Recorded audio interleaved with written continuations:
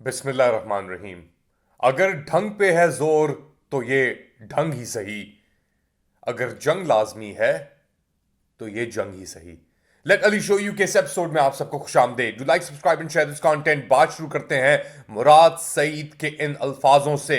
एक workers convention Pakistan Tehreek Insaf की, उसके अंदर बहुत अरसे बाद मुराद सईद ने खिताब किया, रिकॉर्डेड मैसेज अपना दिया, और उसके अंदर क्या बयान किया उन्होंने, मुलाहिजा करें।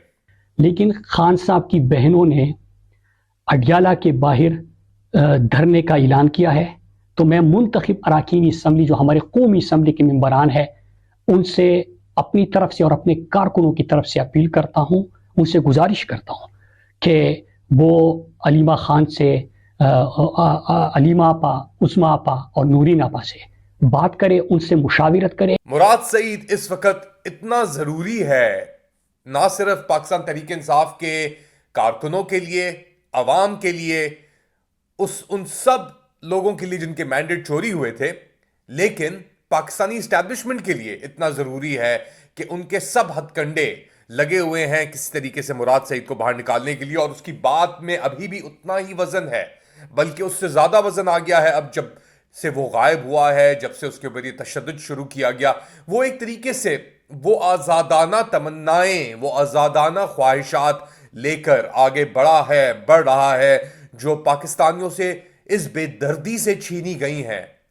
और अभी भी ये जो कवायश और कोशिशें हैं पाकिस्तानी अस्करी क़यादत की, और मेरे ख्याल से आज एक बात को वाज़ेह करना बहुत ज़रूरी है। पिछले कुछ दिनों में पाकिस्तान में बहुत तशद्दुद किया गया है, और ना सिर्फ उन लोगों में के ऊपर जिन्होंने आवाज़ें उठाई, बल्कि उन लोगों के की फैमिलीज़ के ऊपर जो आवाज़ें उठा रहे हैं बाहर बैठकर, जिनकी फैमिलीज़ को अप्रोच किया गया और उनसे कहा गया कि जी ये बंदा कौन है, ये बंदा किधर है, ये बंदा क्या कर रहा है, और अगर इस बंदे ने ये कार्रवाइयाँ नहीं रोकी तो हम इसके साथ क्या करेंगे। हमारी ज़िंदगियाँ बहुत मुख्तसर हैं। हम सब पे एक एक्सपायरेशन डेट लगी हुई है, कुछ पे ज़्यादा कुछ पे कम। और बहुत सारे मसले मसाइल, पाकिस्तान में बड़ा होना 80-90 की दहाइयों में, और ज़ियाउल हक के आखिर में, मुशर्रफ, उसके अलावा आपने इतनी बेगैरतियां, बर्बरियत और जुल्म देखा है अपनी ज़िंदगी में, पीपल्स पार्टी के हाथों, PMLN के हाथों, पाकिस्तान तहरीक इंसाफ के हाथों, MQM के हाथों, पाकिस्तान तहरीक इंसाफ के हाथों, इस तरीके से कि अभी भी तो पाकिस्तान तहरीक इंसाफ की एक हुकूमत है आपकी KPK के अंदर, और वो क्या कर रही है अपने लोगों के साथ, वो बहुत ज़रूरी है। इसीलिए आज मुराद सईद की बात से ये बात शुरू करना बहुत ज़रूरी था। नौकरियां, करियर आते जाते रहेंगे आपके,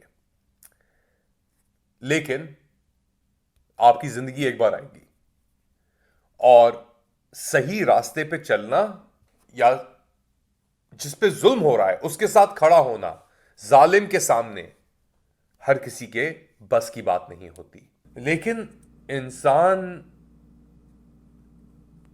वक्त के साथ साथ और दौर के साथ साथ सीखता है, समझता है, आगे बढ़ता है, अपने आप को, अपने माशरे को और अपनी आवाज को। क्योंकि आवाज तो नहीं दब सकती। अब आवाज उठी है तो उठती चली जाएगी। ज्यादतियां, बर्बरियत, फस्तायत, जुल्म एक दिन खत्म होगा। तो ये डिवाइड एंड रूल जो पॉलिसी है हुकूमत वक्त की, हुकूमत वक्त की, निज़ाम वक्त की, और ये बरकरार रही है। ये बरतानवी भी आपके साथ जो आपके ऊपर काबिज थे वो ये करते थे, डिवाइड एंड रूल, और वही चीज़ अब हो रही है यहां पे।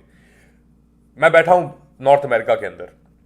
नॉर्थ अमेरिका के अंदर किस तरीके से एक मुहिम अब चल चुकी है, एक आगाही इस तरीके से बढ़ चुकी है लोगों में कि अब देख लें रिएक्शन क्या आ रहा है।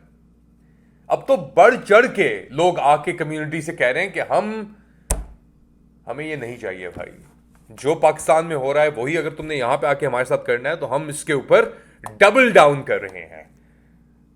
10 गुना हम इसके ऊपर और पैसा डालेंगे और मेहनत करेंगे, हम ये दिखाने के लिए कि हमारा पॉइंट अब प्रूव हो चुका है कि हमें डिवाइड एंड रूल करके इस तरीके से कंट्रोल करने की कोशिश की गई। एक चूंटी भी हाथी को गिराने के लिए कभी कभार काफी होती है। और यही बात हमारे हुक्मरान नहीं समझ पा रहे। तो जिन लोगों को खौफ है आखिरत का, उनको पता है, यकीन है कि हमें मरना है, और क्योंकि हमें यकीन है कि हमने जाना है इस दुनिया से, हमने कुछ नहीं लेके जाना, ये ना पेन लेके जाऊंगा मैं, ना ये फोन लेके जाऊंगा, ना ये होगा मेरे पास मेरे अमाल होंगे, मेरी नीयत होगी, मेरा यकीन होगा और मेरा ईमान होगा।